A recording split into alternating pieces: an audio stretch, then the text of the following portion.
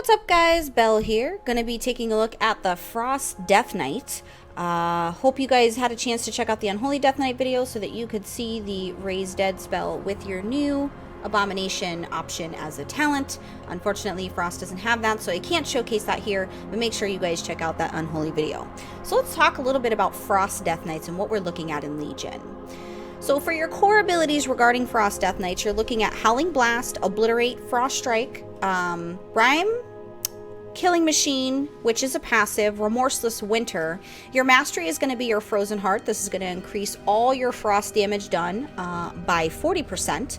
And you do have a frost-specific talent, which is going to be your Glacial Advance. This will summon all glacial spikes from the ground that advance forward, dealing a moderate amount of frost damage to all enemies near their eruption point. So that's pretty much what you're looking like as far as being a Frost Death Knight. And let's just go through. I want to highlight the artifact weapon for you guys, which is the Icebringer. I really do like this weapon just because, I mean, like they did with all the artifact weapons, it definitely does speak Death Knight.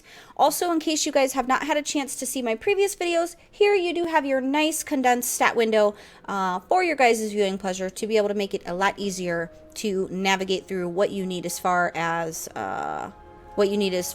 your statistics on your toon are concerned. A lot of people have had kind of a negative feedback about this, but I think it's nice just because it's super condensed, and sometimes condensed is needed when there is a lot going on in game. So like I said, your artifact weapon is going to be your two-hander. Pretty nice. I dig it. I dig the fancy. So let's take a look at some of your spells here. So, also, this is nice because this is happening. I don't frost, so you guys will be able to tell me if this, I'm pretty sure that this is new. After a certain amount of time of standing here, this ice on the ground starts to grow and grow, and then once it grows and you go to step outside of it, it actually melts, which is pretty cool. But I did dig. It just sits here. I noticed this a few times when I was sitting in here AFK before I started the video. I thought that was pretty nice. But while we're watching that grow, here's going to be a breakdown of the talents that you do have. Or the spells that you do have.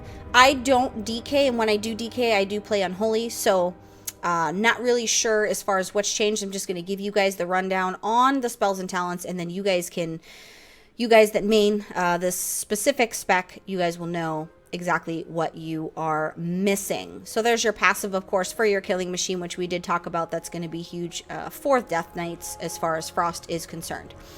So what I want to do is go into the, I guess I can give you a view of the second page here. Also, your Syndragosa's Fury. This is one of the abilities from your artifact weapon. Has a 5-minute cooldown, but it's super, super bursty. Because it does breathe the frost on all your enemies within 40 yards in front of you, dealing 108 frost damage and slowing movement speed. This is huge, especially because the amount of damage it does. Definitely something that's going to be exciting for you guys with this artifact weapon, and worth every effort of having the artifact weapon thus far. So I wanted to step outside of that because I wanted to see if you guys will be able to see it melting. I don't know how long it takes to act. There you go. And it starts to melt. So, with that being said, let's go ahead and jump right in to your talents here for the Frost Death Knight. For your first set, which is going to be your level 56 set of talents, you have Shattering Strikes. This is a passive ability. If there are 5 stacks of Razor Ice on the target, Frost Strike will consume them and deal 50% additional damage. You also have Icy Talons. This again is going to be another passive ability. Frost Strike also increases your melee attack speed by 10% for 6 seconds. This can stack up to 3 times. You also have your Murderous Efficiency. This is also a passive ability. Consuming the Killing Machine effect has a 10% chance to cause you to gain 1 rune. Freezing Fog. This is also a passive ability. Howling Blast and Frost Fever deal 50% increased damage. Super bursty there for things, for different situations as you might need it. Also in this same talent set, you have Frozen Pulse. This is a passive ability. While you have no full runes, your auto attack Your auto attacks radiate intense cold, inflicting 22k frost damage on all nearby enemies. Keep in mind, you guys know when I'm giving you guys the actual amount of the spell damage, this is subjective because I have the base wild combatant gear in Legion as a level 110 with my artifact weapon. So as you're leveling and raiding and doing all these things to increase your gear item level, you're also going to increase that stats, which I know that goes without saying. Also in this same talent set, we have Horn of Winter. This is an instant ability. It's also on a 30-second cooldown. You blow the Horn of Winter, gaining 1 rune and generating 5 runic power. Now, Horn of Winter used to be just something that was given to Death Knights, and now they're kind of making you choose between these other things. So this is going to be subjective according to the situation that you need, as well as from PvP to PvE, and how you'll want to utilize those different options. For the next set, you do have Ice Cap, which is a passive ability. Your Frost Strike, Frost Scythe, and Obliterate critical strikes do reduce the remaining cooldown of your Pillar of Frost by 1 second, which your Pillar of Frost is a 1 minute cooldown. It is an instant ability, and the power of the Frost increases your strength by 20% and grants immunity to external movement effects such as knockback. So this is going to be something that you're probably already going to use in PvP, which, just a little reminder, I will be breaking down the honor talents in PvP in a separate video for each spec, so that you guys that are my PvPers, you'll know kind of what you're looking at. In addition to that, you have the Hungering Rune weapon. This is going to emplace your Empower Rune weapon. Sorry guys, the Demon Hunters distracted me. This is an instant ability. It's a 3-minute cooldown. You get to empower your rune weapon, gaining 1 rune and 5 runic power instantly, every 1.5 seconds for 9 seconds. Now, before I move on to Avalanche, I want to make sure that you guys are aware that with all Death Knights, they did remove the Unholy Blood and Frost runes. Now your main focus is going to be on your runic power and generating your runes for some of your stronger abilities. They didn't really, a couple people were saying, well, did they dumb it down? It's not so much to say as they dumbed it down. They just want to make sure that your sole focus here is going to be on your rune management, versus just having to be focused on the unholy and the blood and the frost runes per se. This will just allow you to have a lot more versatility and to be able to really decide where your rune power goes and where you're spending those runes.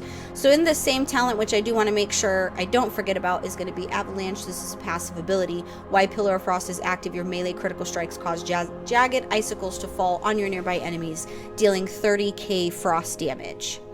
For this next set, which if you're unholy, this set would be dealing with replacing your ghoul with your abomination, but since you're frost and you don't have that ability, you're going to get your abomination's might as a passive. Now, Obliterate critical strikes have a chance to drive lesser enemies to the ground, stunning them for 2 seconds. Players are dazed for 5 seconds instead. This, I'm imagining, as a DK, would probably be pretty huge in PvP and will probably make or break whether or not you actually win in an engagement against another player if used correctly. You also have your Blinding Sleet. This is instant and it is a 1-minute cooldown. Targets in a cone in front of you are blinded, causing them to wander disoriented for 4 seconds. Damage may cancel this effect. This is also going to be another useful utility when it comes to PvP as well.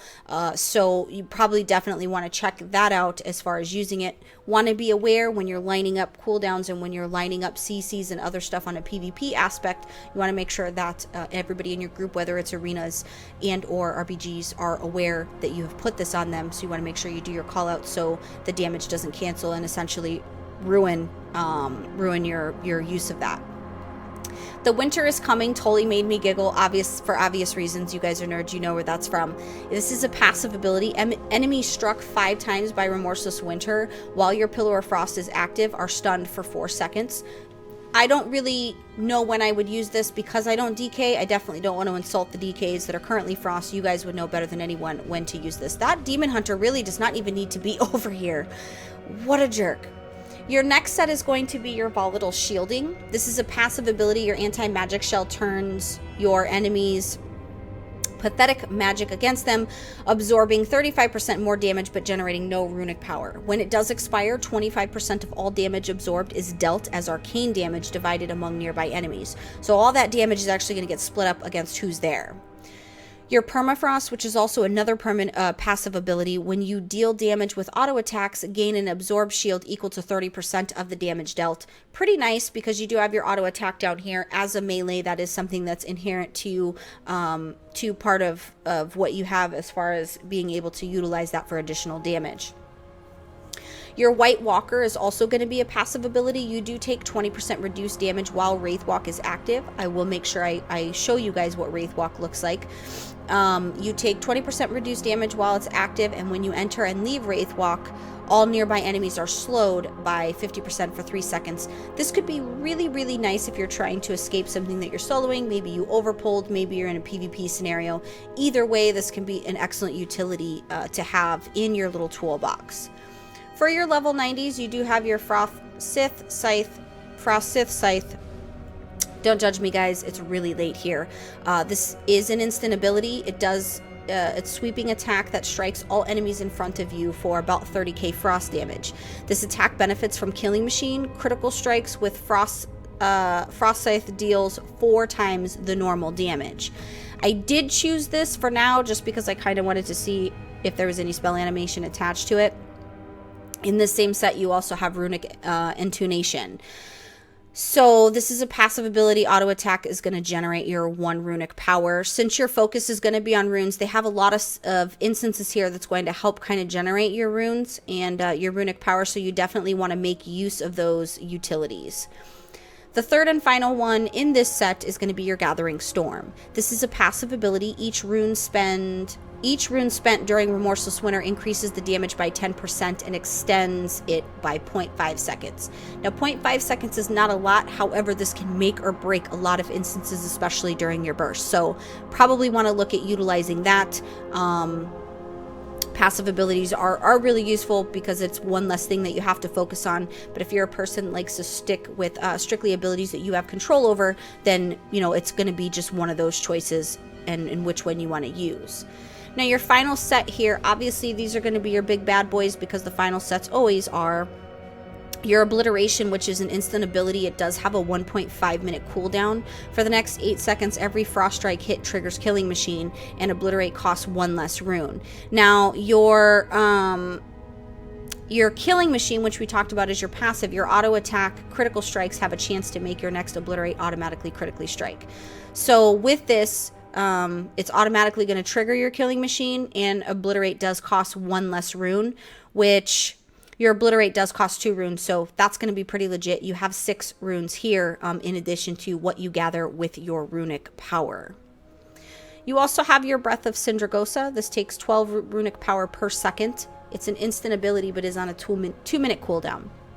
Basically, you're going to continuously deal a certain amount of Shadow Frost damage every 1 second to enemies in a cone in front of you. Deals reduced damage to secondary targets. You will continue breathing until your runic power is exhausted or you cancel the effect. So you definitely want to make sure that you're mining this from a perspective of making sure you are aware that it's going to drain all your runic power. At 12 runic power per second, it could easily go from full to none, especially if you need that runic power for something later on. So you want to make sure that if you're using this, you're definitely using it with caution and making sure that you're paying attention so that you can actually cancel it to save some of that runic power and use it wisely. The third and final one here, which I actually chose to show you guys when I go to the target dummy and show you here, is going to be your Glacial Advance. Now, this is an instant ability. It's on a small 14-second cooldown. You get to summon glacial spikes from the ground that advance toward each, dealing a lot of frost damage. Just at my base stats here, we have 115k frost damage to enemies near their eruption point. We did talk about this being a frost-only ability. So pretty awesome. And because it is a frost-only ability, I did want to make sure that I showcase that for you guys. So God help me, guys, because we are gonna go and do all the cha-chas. I'm gonna show you what this looks like. I'm trying to think if I chose oh no, we're gonna put this down here because I feel like I'm supposed to use that, but we're gonna put that down here. So I'm just gonna show you what the spells look like so that you guys have a visual. Here is your Sindragosa's Fury. This is, oh, did you guys see that? Oh, that was so fast. Okay, so that's pretty legit. I'm digging that vibe. Here's your Howling Blast, which obviously is going to be a part of your rotation. Howling Blast proc there. There's going to be your Frost Strike, your Remorseless Winter, your Path of Frost. I'm just going to pop all the things at this point, guys, because, hey, why not? Let's just see what kind of damage. I don't do any of these things on a normal situation, so I might not know anything about this rotation here. And then you're doing your auto attacks. You guys see several things are proccing up here. You're getting a lot of stuff from your passive abilities. So this is how you DK, right? You just click what lights up. Is that real? I really like Frost, guys. The animations are so nice. There's your, this is the ability that I told you guys about, which is your Wraith Walk. So basically you sidestep into Shadowlands, breaking root effects and increasing your movement speed by 70 for 30 seconds. During this time, all movement impairing effects and are suppressed, but attacks will cancel the effect. So there you guys go. Hope you guys got a nice little look at what you're going to be looking at damage wise. Now keep in mind, if the damage numbers are low, it's because I don't know my rotation as a Frost DK. If they're high, then that means Belle wins the game because she knows how to do all the things. So I'm just popping stuff for the sake of pretties on the screen. But that is going to be your Frost breakdown. Keep in mind, guys, this is alpha. Things change all the time. But I hope you guys enjoyed this video. If you're watching this video, you're already here, you might as well just give the video a like. If you're new to PWNCAST, make sure you guys give the video a nice little subscribe, or the channel rather, a nice subscribe. Also, feel free to comment and ask questions. If there's anything specifically that you would like to see in Legion that I haven't covered this far, please make sure you comment and let me know so I can make sure that you're taken care of. The whole reason I'm here is for you guys.